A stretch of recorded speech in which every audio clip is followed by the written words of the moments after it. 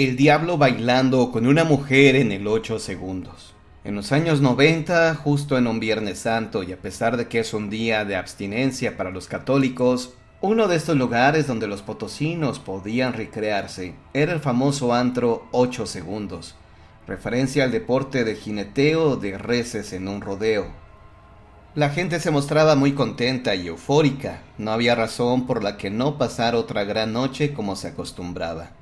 La música estaba a todo lo que daba, y como es costumbre en estas fechas, las promociones de venta de alcohol eran muy atractivas. De pronto, la llegada de un personaje comenzó a llamar la atención de todos los asistentes. Un joven muy guapo, bien vestido, y con apariencia de tener mucho dinero, arribaba por la entrada. Aunque nadie sabía quién era, su presencia llamaba mucho la atención como si se tratara de una auténtica estrella de rock o un famoso actor. El muchacho era muy alegre y parecía llevarse bien con todos en cada mesa que pasaba. Llegando finalmente a una donde se encontraba una muchacha sin nada de atractivo, sin bonita cara, sin ropa exuberante o elegante, una chica promedio. Para sorpresa de todos, el joven galante la invitó a bailar. La muchacha no podía creer su fortuna y aceptó bailar con él.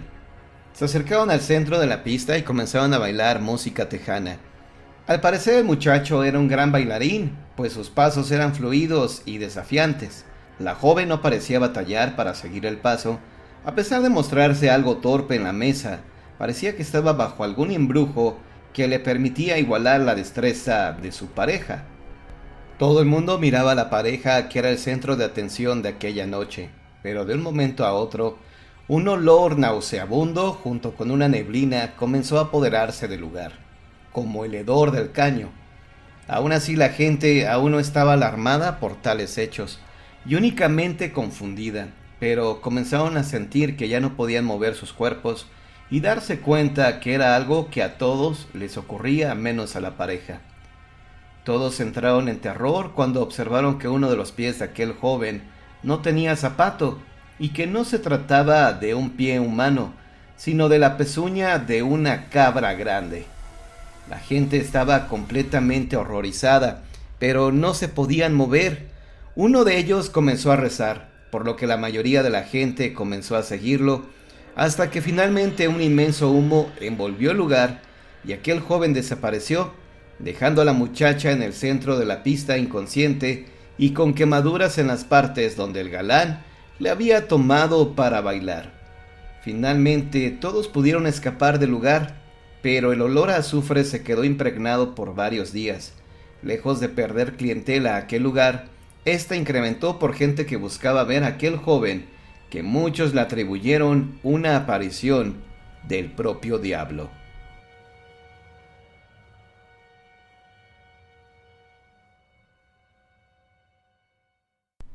La bruja del barrio de Tlaxcala. El 18 de julio de 1599, en la villa de Nuestra Señora de la Asunción de la Tlaxcalilla, se presentó una indígena anciana de origen huachichil, con reputación de hechicera, quien incitó a los habitantes a destruir las imágenes religiosas de la capilla, además de tratar de convencerlos de rebelarse contra los españoles. Fue detenida y sentenciada a muerte. Posteriormente este hecho dio origen a la leyenda de la bruja de Tlaxcala. San Luis Potosí ha tenido muchas brujas célebres, entre ellas la bruja Tlaxcalilla o bruja de Tlaxcala, quien había invocado una rebelión en contra de la propia iglesia. Nunca se supo cuál era su nombre verdadero, ya que no tenía siquiera registro de su nacimiento y mucho menos acta de bautismo. La gente la conocía únicamente como la bruja huachichil del barrio de Tlaxcala. Ella habitó San Luis Potosí años antes de la fundación de la ciudad y formaba parte de la comunidad de los indígenas que fueron integrados por la fuerza por los españoles. Se dice que tenía el poder de transformarse en animales, principalmente en un venado, poder que adquirió tras beber una poderosa poción que incluía peyote. Aprovechaba el poder transformarse para dicho animal para dar rondas en las noches y realizar sus aquelarres sin que alguien se diera cuenta. pero aún así era bien sabida su capacidad de transformarse en ese animal, pues hasta su propia familia la había visto.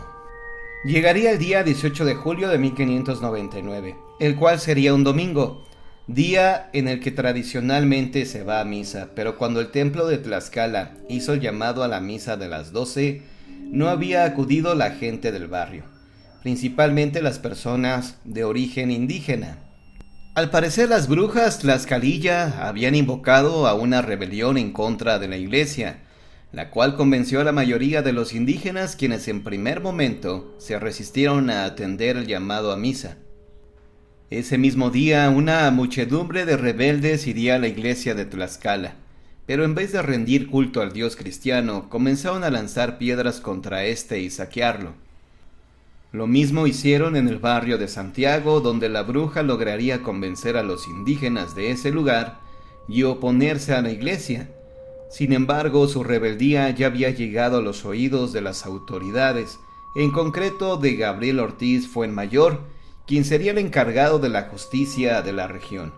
Él fue de inmediato al barrio de Tlaxcala y frente a todos sus seguidores, tomó a la mujer del cabello para enjuiciarla por los delitos de brujería y rebelión. A pesar de tener un gran número de seguidores, muchos declararon en su contra, confirmando su habilidad de transformación, por lo que la autoridad no dudó ese mismo día sentenciarla y hacer efectiva la sentencia, la cual se dictaminó de ser ahorcada hasta morir. Cuando se le colgó no parecía morirse y se mantuvo con vida mucho tiempo mientras gritaba improperios y maldiciones contra sus enjuiciadores y el pueblo en general. Finalmente murió y la autoridad decidió que su cuerpo quedaría colgado 3 días como escarmiento a aquellos que practicaban la brujería. La sorpresa llegó cuando al día siguiente el cuerpo de la bruja ya no estaba. Algunos señalan que fueron sus seguidores quienes la descolgaron, pero otros aseguran que ella misma se descolgó, huyó para poder fraguar venganza contra el pueblo de San Luis Potosí.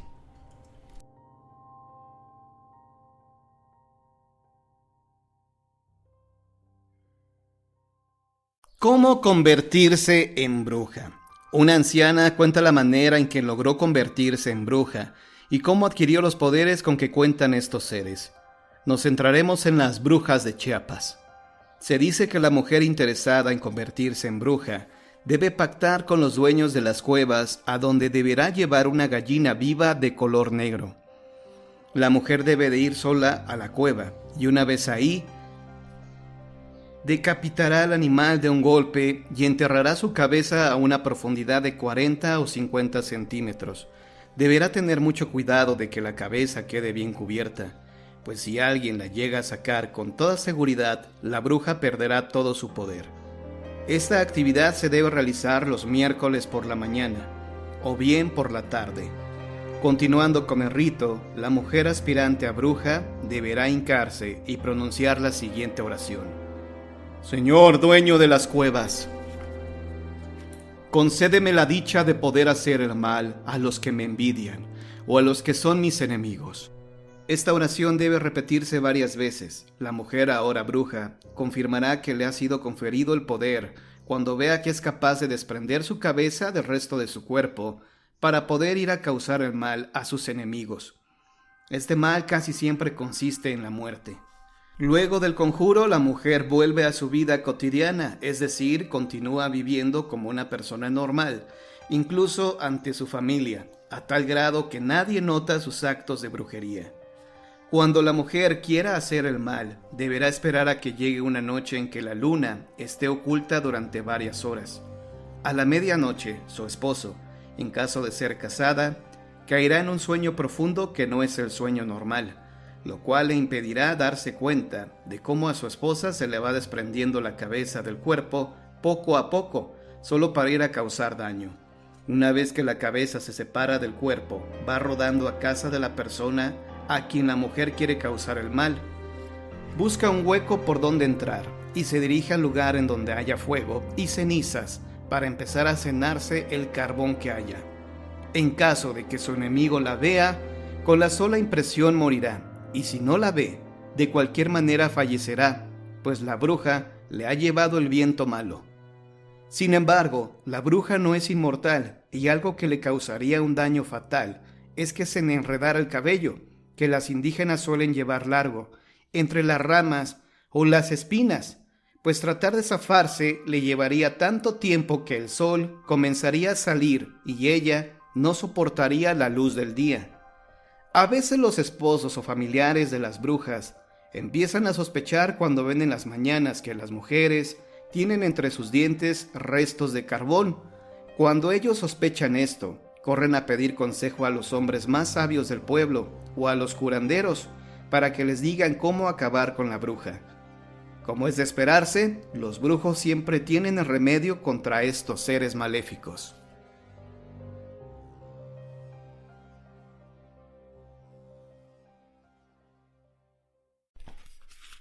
La mujer que se convertía en chivo. Había una mujer en un pueblo del suroeste que era particularmente bonita, y como estaba en edad casadera, los hombres solteros comenzaron a pretenderla. Un día que iba en compañía de sus amigas, se le acercó un hombre que le dijo: ¿Me permitiría acompañarla? No creo que sea correcto, titubeó la mujer. Ay, parece que se trata de un buen hombre, le aconsejaron las dos amigas a la mujer.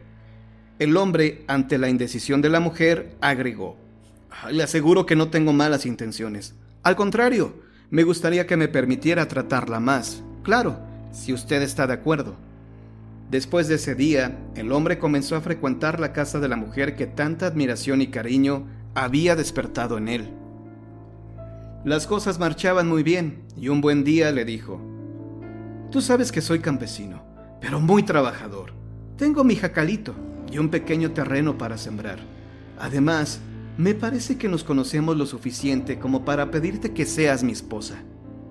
La joven aceptó gustosa, pero le entristeció que a partir de ese momento ya no tendría tanta libertad para salir por las noches como era su costumbre. Ella era una bruja que se convertía en chivo. En cuanto la mujer se fue a vivir con el campesino, comenzó a planear la manera de salirse por las noches a espantar. Esperaré a que mi marido se quede bien dormido para poder salir, pensó la bruja. Todo ese día estuvo muy nerviosa, y al llegar la noche, luego de dar de cenar a su esposo, se acostaron a descansar. El hombre se quedó profundamente dormido, pero la mujer, en cuanto llegó la medianoche, se levantó, se quitó la cabeza y la colocó detrás de la puerta, y al salir de la casa se convirtió en chivo. Pronto se reunió con otras brujas chivo y se dedicaron a espantar y causar el mal. Como era de esperarse, antes de amanecer, se dirigió a su casa para evitar ser descubierta por su marido. Esa noche sentí mucho frío, dijo el marido en cuanto despertó. La bruja, que rápidamente se había colocado la cabeza y acostado, respondió: Ay, mi amor, tal vez no te cobijaste bien. La siguiente noche la bruja volvió a salir, y a la mañana siguiente el marido comentó: qué raro, otra vez tuve mucho frío toda la noche. Juraría que dejamos la puerta abierta. Tú mismo la atrancaste, así que eso no puede ser, respondió la mujer a sabiendas de que efectivamente ella la había dejado abierta de par en par a fin de esconder la cabeza y entrar rápidamente a la casa al regresar de cometer sus fechorías. Al tercer día, el hombre comenzó a sospechar de su esposa y decidió vigilarla durante toda la noche. Justo como temía, al llegar la medianoche, vio que su mujer se quitaba la cabeza, la escondía, dejaba la puerta abierta y al salir se convertía en chivo. Inmediatamente que la bruja salió, el campesino se levantó y se apresuró a untar sal en el cuello de la bruja para que cuando ésta regresara no pudiera unir la cabeza a su cuerpo. Sin duda, este remedio es el más conocido para terminar con este tipo de seres. Cuando la bruja regresó a su casa, se dio cuenta de que al tratar de unir su cabeza al resto del cuerpo, sentía que se quemaba. Al saberse descubierta por su esposo, huyó hacia el bosque, llevando la cabeza en las manos. Desde entonces se dice que por los campos, a la medianoche, regularmente aparece un chivo, que en realidad es la bruja que escapó cuando la descubrieron.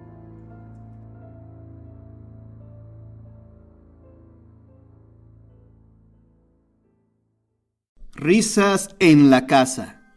Los fenómenos paranormales, al parecer, siempre tienen un origen para todos aquellos escépticos. Si no son corrientes de aire que se filtran por las rendijas, son juegos de óptica que son capaces de mostrar al ojo humano siluetas que en realidad no existen. Pero todas estas explicaciones no tuvieron razón de ser en la vieja casa ubicada en el pueblo de Tejoculco. Quienes la habitaron confesaron que dicha casa pertenecía al primer médico de aquellos lugares, quienes al ver las carencias de su pueblo, fue capaz de convertir su propia casa en hospital. Como era de suponerse, en aquel lugar sucedieron miles de cosas, desde las muertes trágicas e importantes de los accidentados, hasta las dolorosas y comunes muertes de los niños enfermos. Según narra la actual propietaria de la casa, Lucía era una joven pasante de enfermera, con el único objetivo de ayudar a los demás. Hacía 2 años que el doctor le había enseñado los principios básicos de la medicina, así como auxiliarlos en las operaciones y tratamientos de los pacientes. Aquella mujer no conocía más satisfacción que el cuidar a los pequeños enfermos. Quizá por ello, no fue de extrañarse que ella misma enfermara de viruela y tuviera una muerte inevitable. A los pocos años, el doctor tuvo el apoyo del municipio para poder construir su propio hospital y dejar así descansar su casa. Todos los pacientes fueron trasladados al nuevo hospital ubicado a 5 cuadras de aquel lugar. La casa, según nos cuentan, quedaba en plena soledad muchas veces por semanas enteras. Pero en un par de años más, el joven doctor contrajo matrimonio con una acaudalada mujer que vivió feliz en aquella casa durante el resto de su vida. La feliz pareja procreó a una hermosa niña, quien a su vez tuvo una pequeña hija, que hoy en día es una señora de 65 años de edad. Guadalupe, quien ahora es madre de 2 hijos ya casados, sintió aquella enorme soledad cuando el más pequeño contrajo matrimonio. Su marido, don José, nunca está en casa, ya que cuida la tienda de abarrotes que lo sustenta. Todo parecía normal en aquella vieja casa, hasta que Guadalupe inconscientemente comenzó a experimentar aquella soledad que un día envolvió la casa. Ella nos cuenta cómo cierto día, al bajar las escaleras, miró claramente la figura de una enfermera, que al parecer sentía su misma soledad. La señora, creyendo que se trataba de una persona viva, corrió para preguntarle el motivo por el cual se encontraba en el interior de su hogar. Pero al llegar junto a ella, pudo notar que más bien parecía humo, el cual se desintegró inmediatamente. Como era de esperarse, doña Guadalupe buscó en toda la documentación algún vestigio que le pudiera esclarecer aquella aparición. Y tan grande fue su sorpresa al mirar que entre los archivos de su abuelo se encontraba una vieja fotografía donde mostraba claramente que aquella casa había sido utilizada como hospital. Pero nada resultó tan impactante como mirar a la enfermera parada justo a un lado del doctor. De inmediato buscó alguna inscripción que le pudiera dar más datos sobre aquella mujer, pero todo fue en vano. Solo pudo saber que su nombre era Lucía y era una antigua ayudante del doctor, quien se significaba por su aprecio y dedicación para con los niños. Pero los hechos paranormales no concluyeron con el esclarecimiento de la personalidad de aquella enfermera.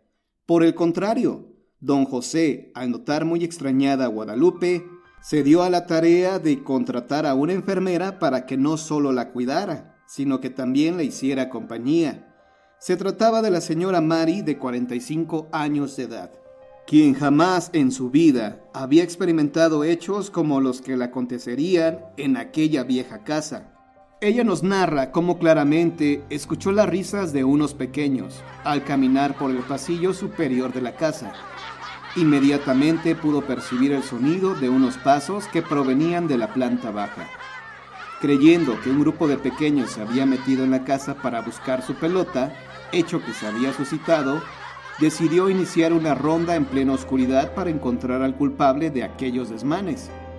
Mientras más se acercaba, más fuertes eran las risas. Sin pensarlo 2 veces y a 2 gradas del piso indicado, echó un fuerte grito, pero no había nadie. Un frío intenso la estremeció de los pies a la cabeza, y la sensación de inmovilidad se apoderó de su cuerpo por algunos segundos. Curiosamente se pensó enloquecida, ya que nadie podía causar aquellos sonidos a esas altas horas de la noche. La sorpresa aumentó cuando don José, quien iba llegando a casa, preguntó quiénes eran los niños que al parecer platicaban en la sala. «¿Cómo, señor? ¿Usted también los escuchó?», preguntó la enfermera. Don José no mencionó más palabras, ya que la cara de espanto de la enfermera lo contagiaba. La señora Guadalupe termina su historia contando que aquella noche ni don José ni la señora Mari pudieron dormir, y aunque las risas no se volvieron a escuchar, ni tampoco la silueta de la enfermera deambula por los pasillos, ella se siente más tranquila, porque ahora sabe que no está sola y que una vieja amiga de su abuelo la cuida.